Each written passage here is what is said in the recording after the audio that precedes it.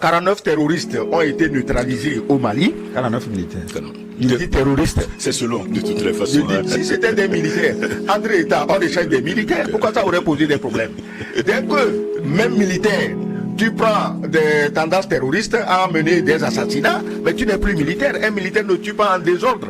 Les militaires sont justement formés pour ne pas tuer en désordre. Toi, je suis sûr que si on te donne une arme en sortant d'ici, si quelqu'un te dit imbécile, mais tu vas le rafaler. Mais le militaire est formé pour ne pas tirer la rafale sur le bébé qui le traite d'imbécile. Donc, les 49 terroristes, mercenaires ivoiriens, on a sollicité le Togo. Le sommet d'Abuja, on dit au Togo, bon, on va négocier avec tes amis Tiani. Mais c'était bon quand même que vous ayez quelqu'un qui puisse dire bonjour à Tiani.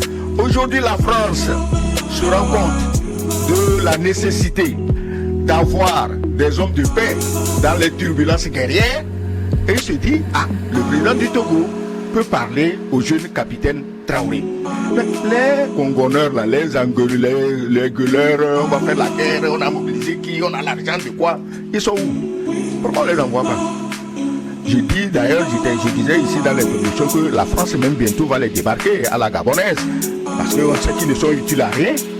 Leur peuple n'en veut pas. Leurs voisins n'en veulent pas. Mais il faut les débarquer. Les Oligui-Nguema, il y en a dans tous les palais. Hein?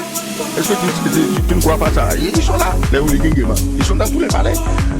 La France sollicite le Togo, c'est bien. Si c'est de simples techniciens informaticiens, je suis sûr que le travail du président togolais en est autant allégé.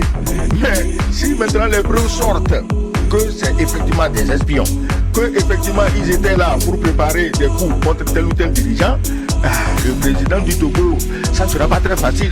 On compte sur son intelligence pour réussir, mais ça ne sera pas très facile pour lui. La France n'a qu'à baisser le ton d'un cran, moins d'arrogance.